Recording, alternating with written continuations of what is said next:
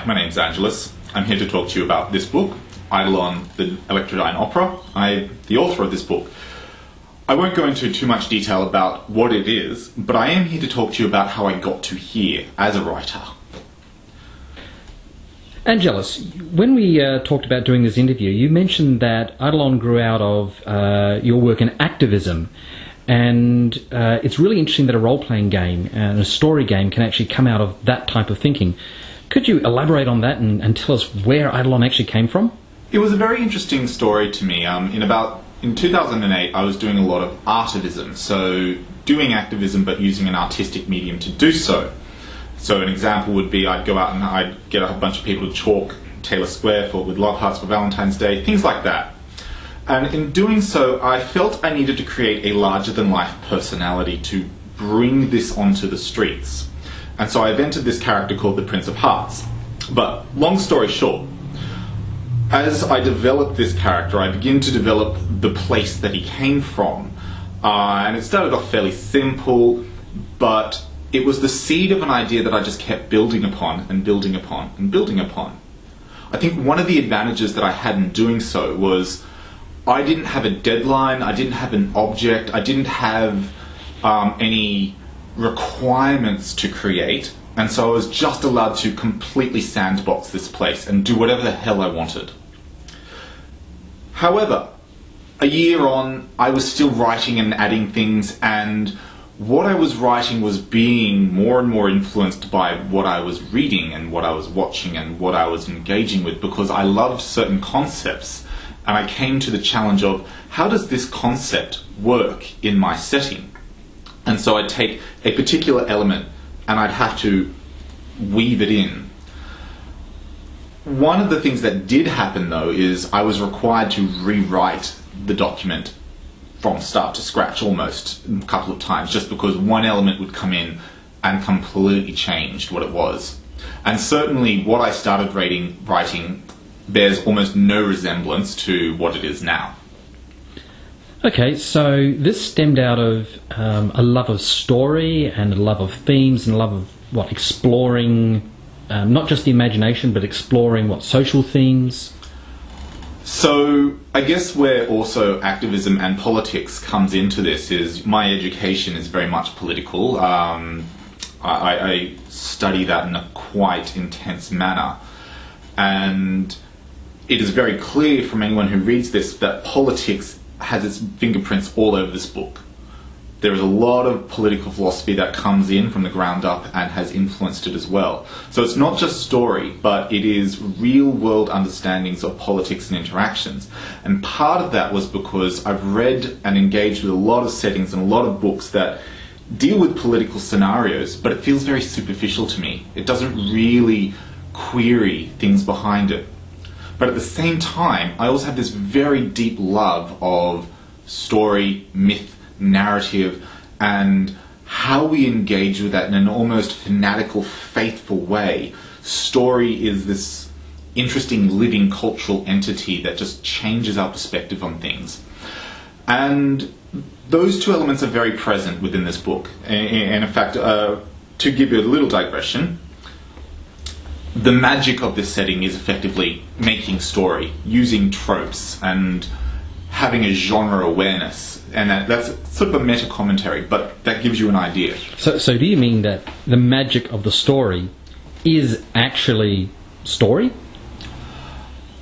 I would say that the way that magic is realized in this setting is from the experience of the characters, like manipulating destiny. But from our perspective, we're clearly seeing them manipulate tropes, taking advantage of all those story conceits that we understand to drive story. So when the cavalry arrive at the nick of time, that's not because it's a conceit. That's a legitimate rule of physics in this setting.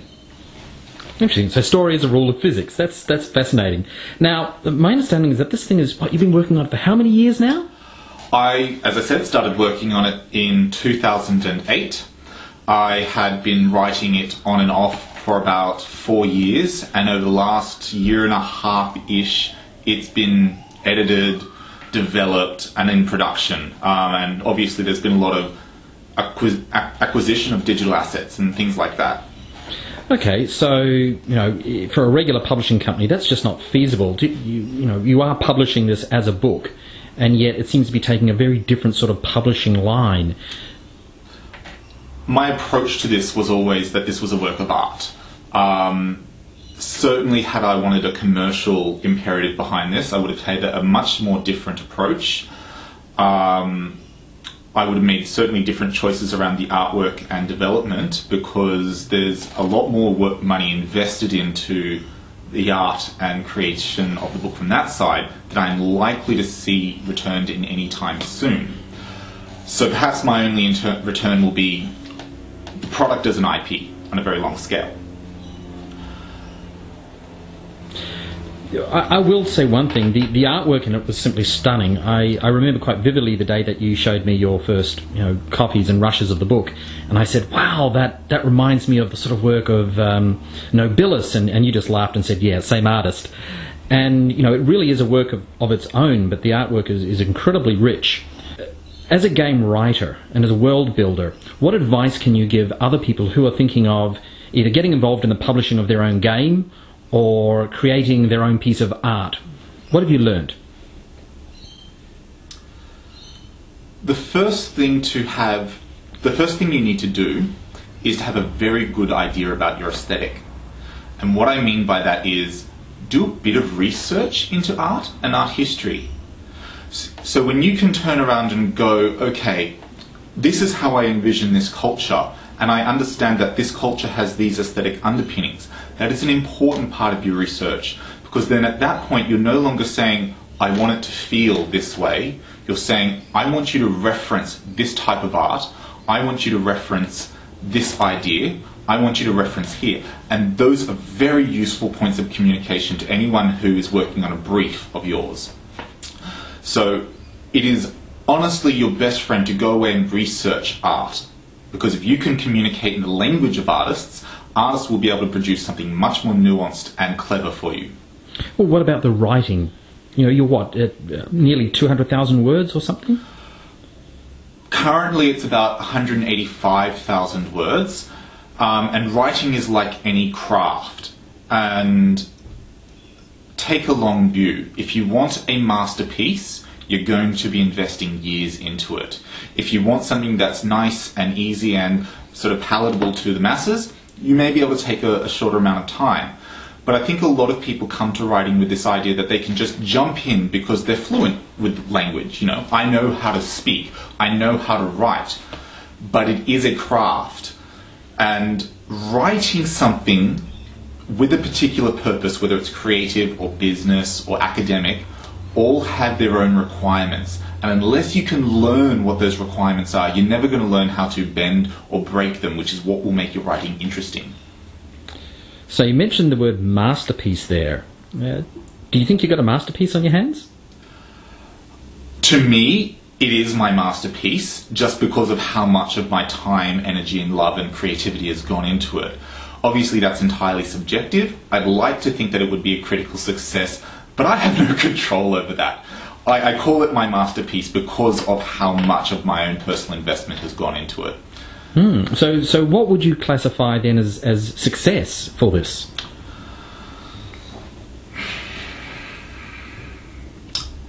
Well, the very first success is getting it complete and getting it out there. That's my current target, because then I will have created a real thing that is there in the domain for people to enjoy. A superlative success is if it is critically received and critically acclaimed. Now, the initial feedback that I've been receiving gives me a lot of promise and hope for that. People love the artwork, people love the writing that they've read. I recognise that because it is a complicated work with a lot of dense writing and a lot of dense concepts, it may not be for everyone, but I'm not here to make a popular work. I'm here to make a work that is non-parial. Well, one thing I will say is that when you first showed me the book, and as I said, it was one of those instances where you go, wow, that's something special, and it wasn't even finished. So from a publisher's point of view, it's already got a critical claim on our side. Now, what personal challenges, what sort of things did you need to overcome personally to actually get this into action? A lot of people are very, very stymied by doubt that they can do it, or by fear of success, or these other things. What were you facing? I, like many writers, have a perfectionist streak. And it's really difficult living up to your own expectations when you have that. It's really difficult saying, this is the benchmark and this is the outcome that I want, and never quite sure if you've reached it until the book is out there being consumed and responded to. So your best friend is a critic that you can trust. Someone who will give you valuable feedback. And when I mean feedback, I don't want them just to say, oh, this is brilliant, this is fantastic. Someone who can go, this is what you've done that's really strong and why. And these are your weaknesses when you write, or you're doing this, and why. So that obviously implies someone who has technical knowledge of the craft of writing, or the craft of illustration, or whatever your creative craft is. So there's a mentor relationship. So your critic should also be your mentor. So how do you find a critic like that? You make friends, you network with people in the industry, you talk to people, and when you find you have affinities, you talk about your ideas. And if you're excited by your ideas mutually, then you likely have a mentor. If somebody was starting out afresh on their own opus, what 3 pieces of advice could you give them? The first one is, you will fail. And don't take that as a problem, take that as a challenge and take it as a lesson. You will produce something and it won't get the results you want, or it just won't manifest in the way that you want. But that's okay, because what you will have done is have invested time in refining your skills. And if you can get to a point at the end of that where you realize why you failed, then you've already learnt that lesson. Second one is very closely related to that, and that is, criticism is your friend. So this is why I said the mentor is a very important aspect, because when you're writing or creating, you know what it is in your head that you're doing, but you need to communicate that to someone else. And so having an external point of reference gives you an opportunity to find out whether what you meant is coming through, and that's very important for writing. And the last piece of advice is just write. Just write.